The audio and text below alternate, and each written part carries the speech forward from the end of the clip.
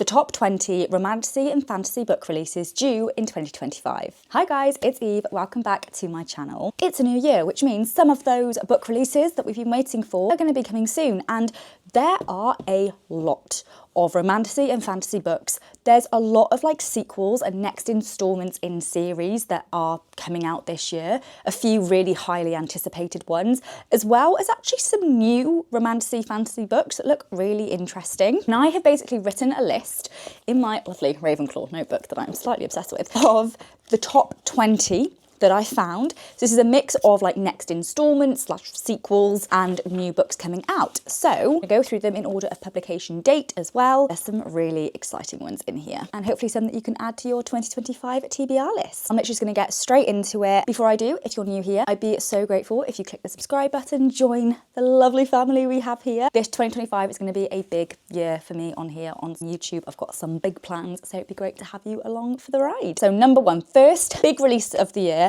and actually probably one of the most anticipated releases of the whole year, and that is Onyx Storm. This is the third book in the Empyrean series. I always say that word wrong, but basically you have Fourth Wing, Iron Flame, and now we have Onyx Storm, the third installment. It's not the final installment because this is actually going to be a series of 5 books, but it is the third one, and that releases on January the 21st. I am so excited for this one. Literally got a couple of weeks to wait, and I can't wait. Fourth Wing was actually the book that got me back into reading. In 2023, I barely read any books, I read about 5 books, but towards the end of the year, the book I read was Fourth Wing, and it's what has led to me then getting into book talk and reading 30 books last year and setting a goal of at least 30 this year. So yeah, for me, these are really special books. I absolutely love them. They hold a very special place in my heart. So I'm very excited for Onyx Storm. There's so many theories as well about it, and I will be doing a couple of big videos on that very soon. So make sure you stay tuned so you don't miss that. Next, we actually have a new series. This whole series is going to be called The Ashes of Thesmar, and the first book in this series is Iron and Embers,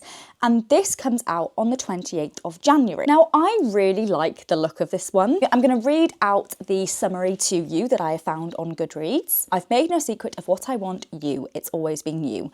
Ren Embervale, alchemist turned assassin, finds solace in only one thing, seeking vengeance for the death of her friends. The wars of the past may be over, but her thirst for revenge is far from quenched. For years she has been content with her poisons and potions for company, but when an unknown form of alchemy is used to attack a king of the mid-realms, Ren's time in the shadows comes to an end. She's offered a place at the Ancient Alchemy Academy. This makes me think like, yeah, academia vibes in the book, of Drevener to find a cure to the dark magic threatening the kingdoms. To win her spot, she must conquer the Gauntlet, a grueling series of deadly trials that could cost her sanity or her life. So we've got trials, academia, a magic system of some sort, because the next line says, more is at play than sabotage from fellow competitors.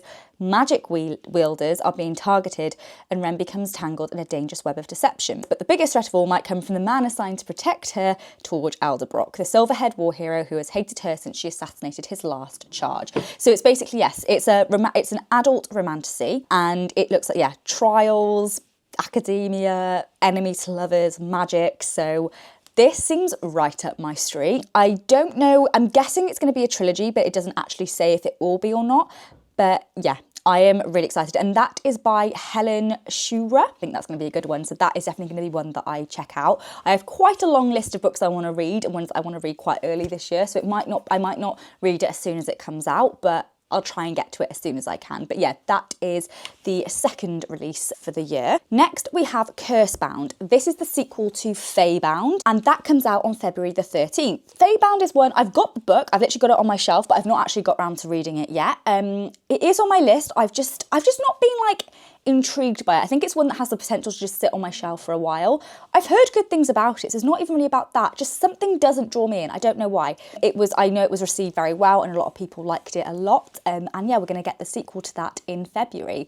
And I'm actually quite glad almost that I haven't read it yet, because now I'll probably wait until the second one comes out and I'll read both, because then I can go straight from the first one onto the second and get more answers. So yeah, February the 13th for Cursebound. And that is just the second book in a trilogy, so it won't be concluded reading the series.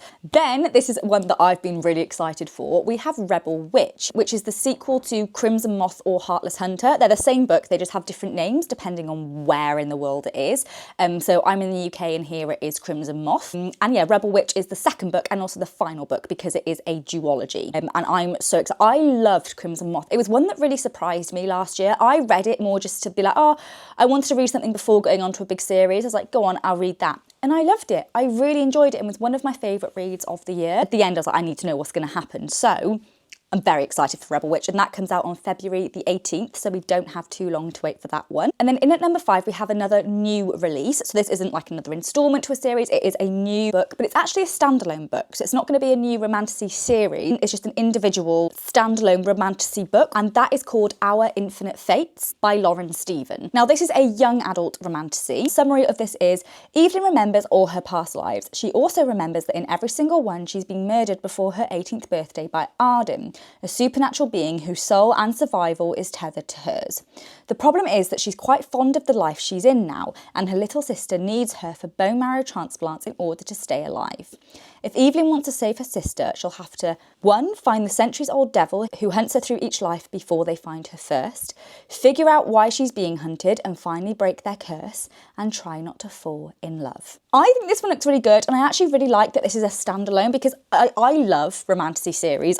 They are my all-time favourite books because you can get stuck in, you have lots of books to really get connected with the characters, to have lots of lore, to everything. I love it.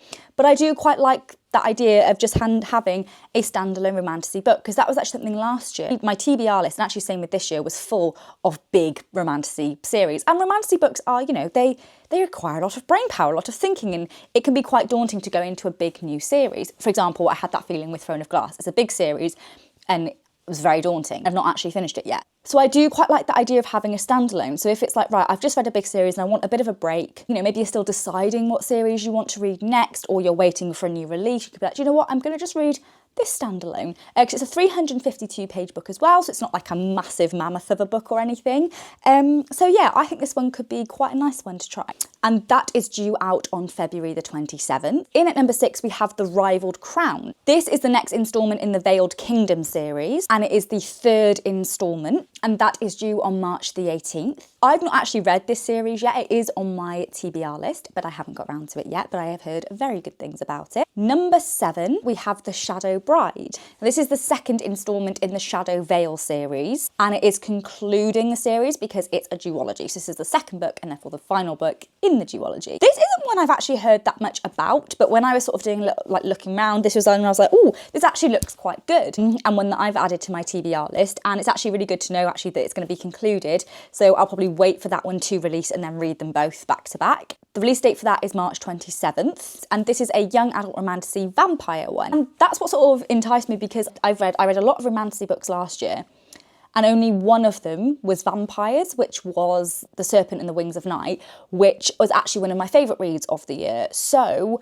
I think I'd quite like to read another vampire one. I am really interested in that one, and I think once the second one's released, I'll definitely read them both then back to back, so then I can have the full story completed. I don't have to wait for one of the books to be released or anything. In at number 8, we have one of the most highly anticipated releases of the year, which is Fearless. So this is the 3rd and final instalment in the Powerless trilogy by Lauren Roberts. Now, I say final, I do think there's also due a novella, but that doesn't... Obviously, you have the main trilogy of books, and then novellas are sort of separate, because technically there's already been 3 books, because there was Powerless, Powerful, which was a novella, and then Reckless. But Powerful was a novella about, focusing on a different character. It wasn't really adding much to the story of the main characters. And there's one more book in the main trilogy, so we will basically have our conclusion to the Powerless series in Fearless, and then we'll get some additional, almost like bonus stuff, I presume from a different character's perspective in what I believe is a novella that's due, but I don't think that's due this year. That hasn't been confirmed. Main thing is Fearless. The final book in the Powerless trilogy is due on April the 8th, and I'm really excited. I literally bought Reckless the day that came out in June, I think it was. Read it in like a day or less than that, over the span of 24 hours or 48 hours, and I really enjoyed it. I did find Powerless and Reckless were quite different. They, you know, had slightly different paces and stuff, but I really enjoyed them. And yeah, I'm really excited for Fearless and to get sort of a conclusion to the story.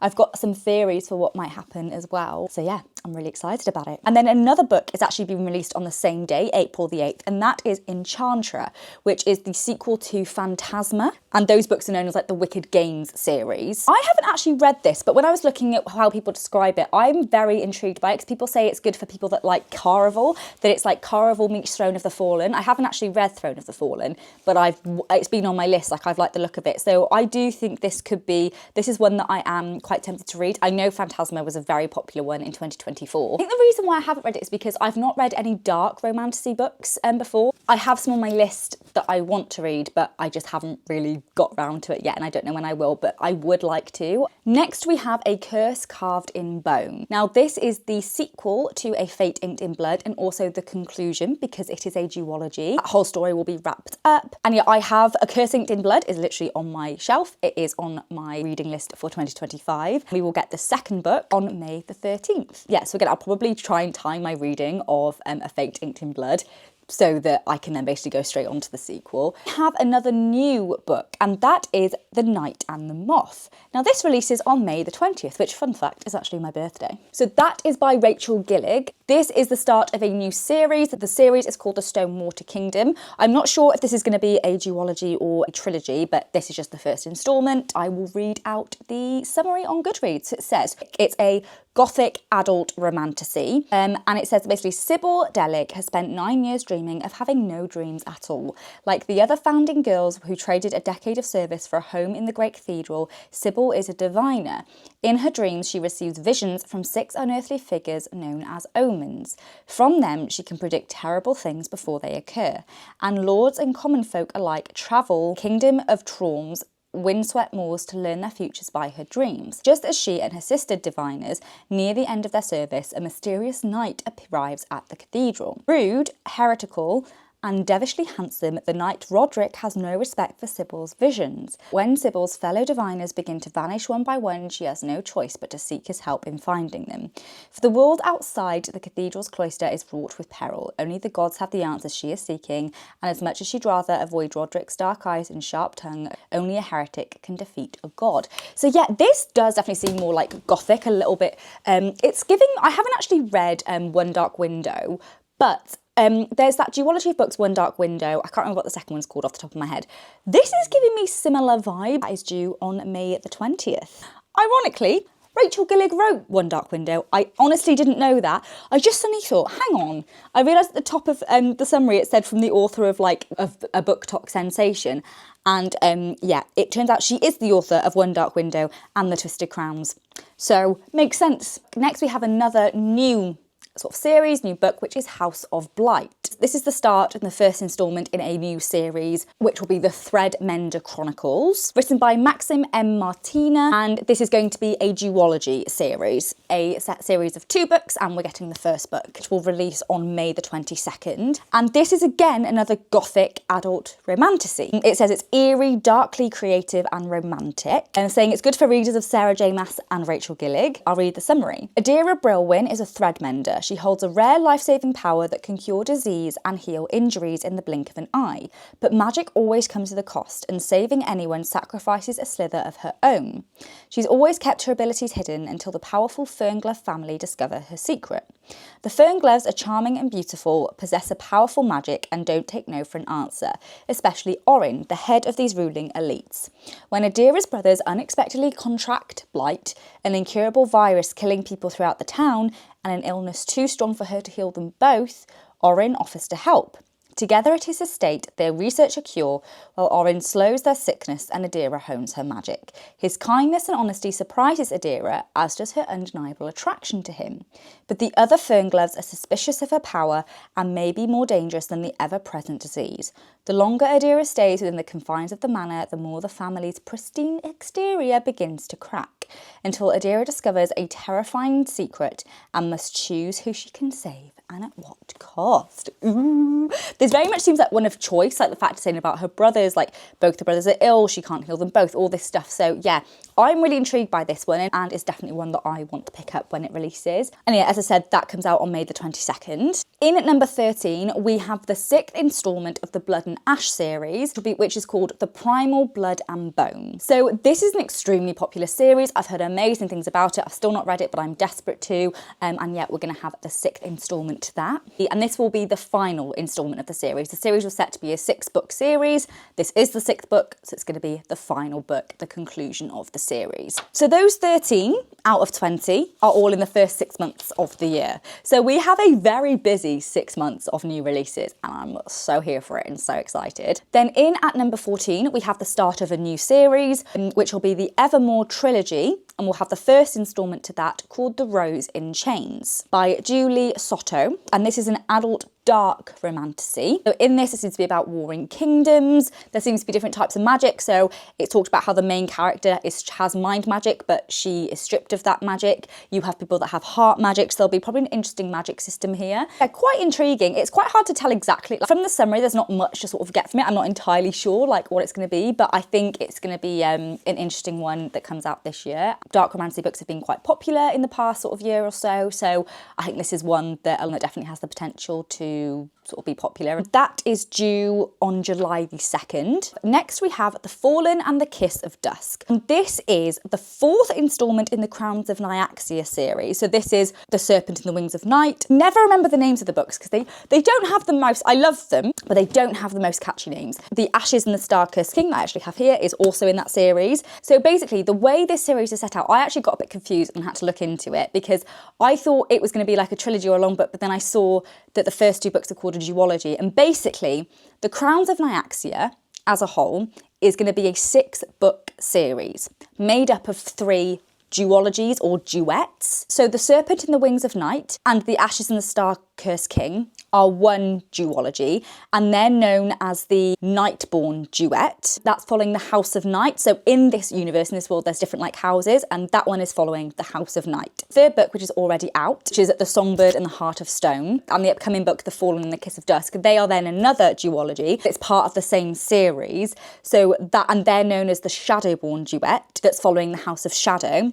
And then there will be a final duology, so there'll be 2 more books, in which the names haven't been confirmed, and they're going to be the Bloodborne duet, and it'll follow the House of Blood. So basically each duet follows one of the 3 main houses of the story, and I presume it's all like also all progressing the main big story as well. So yes, we will have the 4th book of the series, which is the final book in the 2nd duology of it, but it's not the end of the series. We'll have 2 more books due, but that 4th instalment, which will complete the Shadowborn duet, is due on August the 5th. For these books now, these are all ones that there's not an exact date as to when they're going to be released, but there's like a rough estimate, or we are pretty sure it's going to be this year. Number 16, we have the sequel to Fire in the Sky. This was a really popular one last year and one that I cannot wait to read. And that should be due sometime in September of this year. There isn't an exact confirmed date or title of the book, and I think that one will be very popular based on the success of the first book. Then we have the next instalment in the Fae and Alchemy series. So the first book in that series was Quicksilver,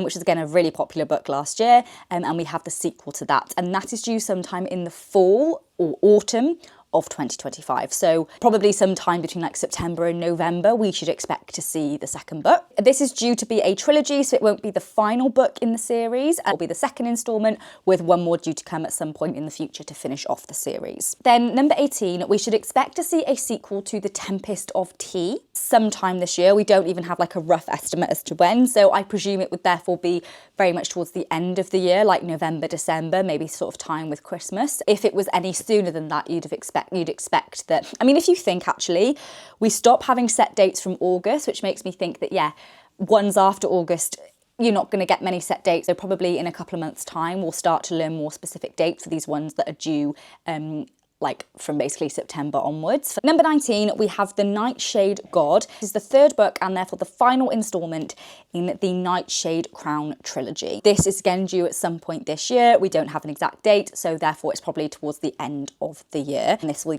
complete the series. This is an adult romantasy one. And then finally, at number 20, we have a hopeful 2025 potential release. It is one of probably the most highly anticipated books, like that everyone's asking when it's going to be out. I'm so excited for it. And that is the next ACOTAR book. So the next book in the A Court of Thorns and Roses series, book 6, installment 6. The most recent release of it we had was A Court of Silver Flames, which is from Nesta's perspective.